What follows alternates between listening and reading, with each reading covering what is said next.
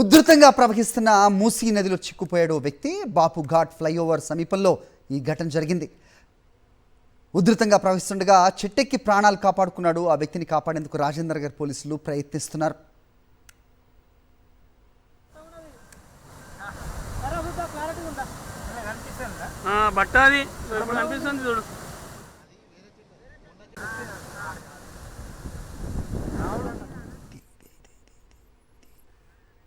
Right, విజువల్స్లో చూస్తున్నాం. ఉధృతంగా ప్రవహిస్తున్న మూసీ నదిలో వ్యక్తి చిక్కుపోయాడు. కానీ అక్కడే ఉన్న చెట్లను ఆసరాగా చేసుకుని అతను అక్కడ ఒడ్డు చేరడానికి ప్రయత్నిస్తున్నాడు. బట్ అతని ఉధృతంగా ప్రవహిస్తున్న మూసీ నది ప్రవాహానికి అతని వల్ల కావట్లేదు అనేది అర్థమవుతోంది. అయితే పోలీసులు కూడా అతన్ని బయటికి తీసుకొచ్చే పనిలో నిమగ్నం అయినట్టుగా కూడా అప్డేట్ అందుతోంది. ఉధృతంగా ప్రవహిస్తున్న మూసీ నదిలో చిక్కుపోయాడు ఆ వ్యక్తి. బాపు ఘాట్ ఫ్లైఓవర్ సమీపంలో జరిగింది ఘటన. చూస్తున్నాం విజువల్స్లో మూసీ ఎంత వేగంగా ప్రవహిస్తోందో.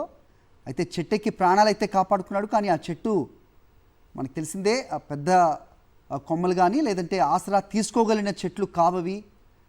సో వాటిని పట్టుకుని ప్రాణాలైతే రక్షించుకోవడానికి ప్రయత్నిస్తూ ఉన్నాడు. రాజేంద్ర నగర్ పోలీసులు అతన్ని కాపాడేందుకు ప్రయత్నిస్తూ ఉన్నారు. ఒకసారి మా కరెస్పాండెంట్ విక్రమ్తో మాట్లాడదాం. విక్రమ్, చెప్పండి, ఏంటి పరిస్థితి? రాజేంద్ర నగర్ పోలీసులు ప్రయత్నిస్తున్నారని అయితే అప్డేట్ అందుతోంది. అక్కడికి చేరుకున్నారు వాళ్ళు. ఏంటి మీ దగ్గర ఇన్పుట్స్?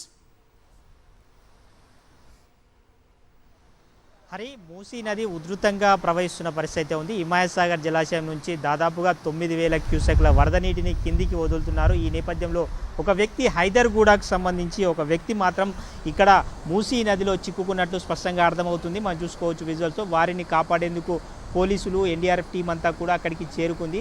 అక్కడ వ్యక్తికి సంబంధించి ఉన్నారా లేదా, అటు నుంచి కొట్టుకుపోయారా అన్న దానిపై పోలీసులు అయితే అక్కడికి చేరుకొని అక్కడ ఏముంది అన్న దానిపై పూర్తి స్థాయిలో దృష్టి పెట్టారు.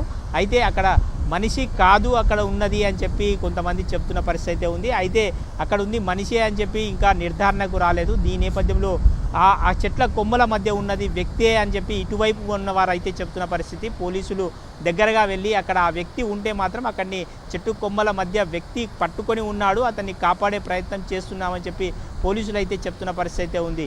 అక్కడ మనిషి ఉన్నాడా లేదా అన్నది ఇంకొద్దిసేపు ఆగితే తెలుస్తున్న పరిస్థితి ఉంది.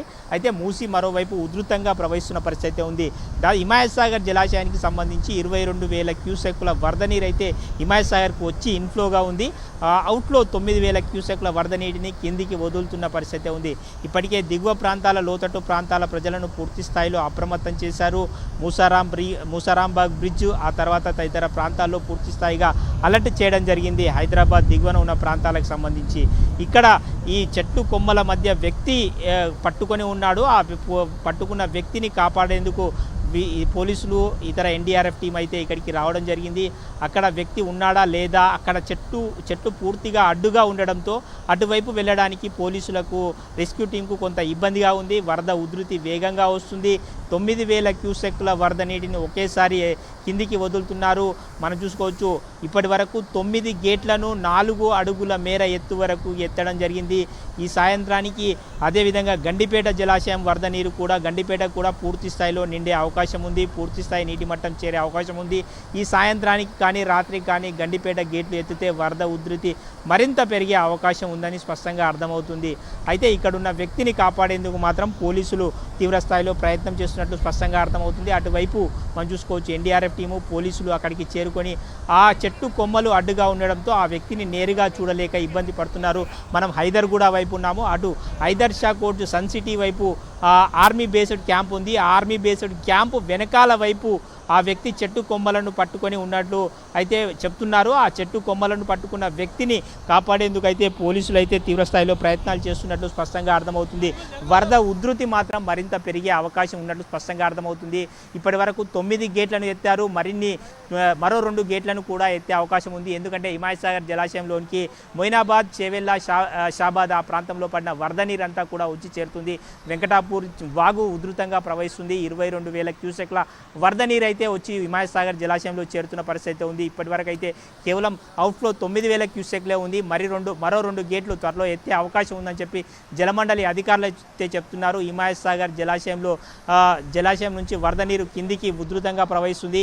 ఈ వ్యక్తిని కాపాడేందుకైతే పోలీసులు తీవ్ర స్థాయిలో శ్రమిస్తున్నారని చెప్పుకోవచ్చు. Hari. Okay Vikram, thanks for the inputs.